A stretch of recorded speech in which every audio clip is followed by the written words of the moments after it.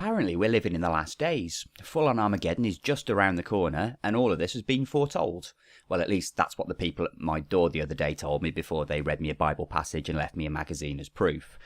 So the end of the world, that's pretty serious stuff. I guess I better look into it.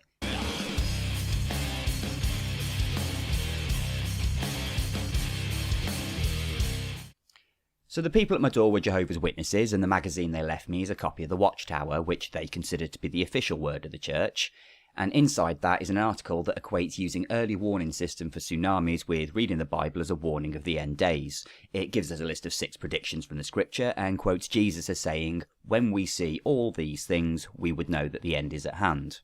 So I want to take a look at these things and see how many of those criteria we actually meet. This good news of the kingdom will be preached in all the inhabited earth, for a witness to all the nations, and then the end will come. Now that's just self-fulfilling, as Jehovah's Witnesses put a lot of effort into proselyting countries all over the world, including ones where their activities are actually illegal. They do that specifically to fill this requirement for the end of the world, so I guess you can have a point for that one. In the last days there will come ridiculers with their ridicule, and saying, "Where is this promised presence of his?" Okay, yeah, you can have that one. I'm ridiculing you with my ridicule right now. In the last days, critical times hard to deal with will be here. For men will be lovers of themselves, lovers of money, disloyal, having no natural affection, not open to any agreement, slanderers, without self-control, fierce, without love of goodness, betrayers, headstrong, puffed up with pride. This is the passage they read to me at the front door to see if I agreed that this was an accurate description of the world today. Well, it is, but only insofar as it could be a description of literally any time since this was written. This is just a list of personality traits. I do take an issue, however, with the line having no natural affection, because the accompanying image shows that they take this to mean homosexuality, which it doesn't. It never has and never will. The biblical Greek word used to translate this was astorgos, which means family love, as in the love between parent and child, or between siblings. It does not mean erotic or sexual love, and is definitely not related to people being gay. But hey, any chance to say the gays are unnatural, right? But why stop there? The passage continues. For from these arise those men who slyly work their way into households, and lead as their captives weak women loaded down with sins, led by various desires. Weak-willed women loaded down with sins led by various desires.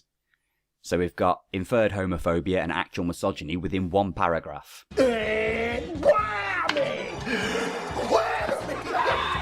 But overall, this claim is so broad, I don't actually know whether I should give them a point or not. I suppose, based on the fact it could always be applied, then yes, I suppose I should give them a point. Well, that's 3 for 3, that's halfway to the apocalypse, and the end is getting nigher. Maybe it's time to break out the crossbow and start going Daryl Dixon on everybody's ass. You are going to hear of wars and reports of wars. See that you are not terrified. For these things must take place, but the end is not yet. For nation will rise against nation, and kingdom against kingdom, and all these things are a beginning of pangs of distress.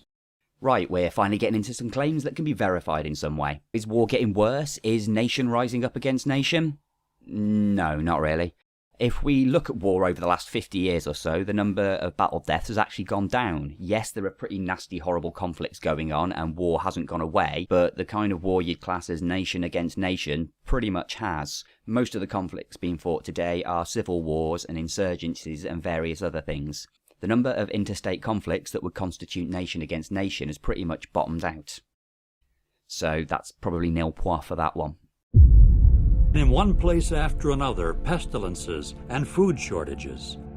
So food shortages and pestilences, well, if you look at the number of deaths from famine, they've decreased in recent times as well and are now just a fraction of what they were 40 years ago, and global nutritional rates have been improving since the 1990s. And pestilence, which is infectious diseases, are also on the down, with a few exceptions, but the biggest killer now by far is non-communicable diseases such as heart disease and cancer. Mortality rates on a whole are improving and people are living longer. So while again we haven't eradicated disease and people are still starving in the world, it has been worse. Okay, so it seems we're stepping back from the brink. Let's have a look at the last one. And many false prophets will arise and mislead many. And because of the increasing of lawlessness, the love of the greater number will cool off. Well, lawlessness appears to be on the downswing as well. I'd say a good indicator of lawlessness would be homicide levels, as that's pretty much universally accepted as a crime. And for 2013 records, out of 87 countries with sufficient data, 79 of those have had a higher homicide rate per 100,000 in at least one of the previous 5 years. As for false prophets, I don't really see many of them personally, and on the whole, the UK levels of non-religiousness have actually increased. They now make up the majority group, but if you were to go back to the 1800s, which was the time of the Second Great Awakening, there was no shortage of prophets attempting to reform Christianity back to first century ideals. I'm looking at you, Joseph Smith. So, going by the 6 criteria listed in this article, we're barely halfway there. All the signs that can be quantified in some way appear to be going down, and the other half are either vague enough to always be true or just self-fulfilling. It's not looking good for the eschatologists, especially when we look at Matthew 24, which is the main source for this prophecy. It's an account of what Jesus told his followers would happen leading up to the end, and it's a substantial list. Here's what the J-Man told his boys to look out for. For many will come on the basis of my name, saying, I am the Christ. Wars and reports of wars. Food shortages and earthquakes in one place after another. Then people will deliver you up to tribulation, and will kill you. And you will be objects of hatred by all the nations on account of my name. Then also many will be stumbled, and will betray one another, and will hate one another. And many false prophets will arise, and mislead many. Increasing of lawlessness, good news of the kingdom will be preached in all the inhabited earth. The disgusting thing that causes desolation, standing in a holy place, great tribulation, false prophets will arise. The sun will be darkened, and the moon will not give its light, and the stars will fall from heaven. And then the sign of the Son of Man will appear in heaven. The Son of Man coming on the clouds of heaven with power, and he will send forth his angels with a great trumpet sound, and they will gather his chosen ones together from the 4 winds. When you see all these things, know that he is near at the doors. So that's slightly higher than 6, even if you do lump together Jesus' obsession with false prophets. It's still closer to about 15.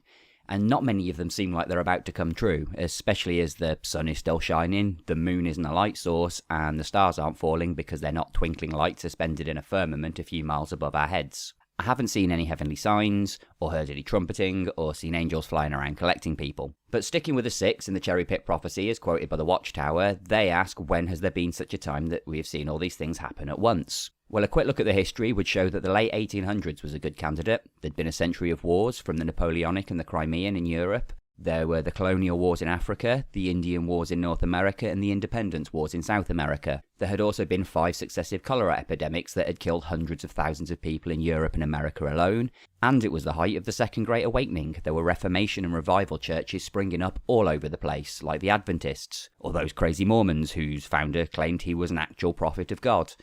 So all this would make sense when you think that was the time when Charles Taze Russell formed the group known as the Bible Students, who would then later become known as the Jehovah's Witnesses, and he started preaching that they were already in fact living in the end of this system of things. Christ was already on his throne in heaven, and Armageddon would come in 1914. But that's a story for another series.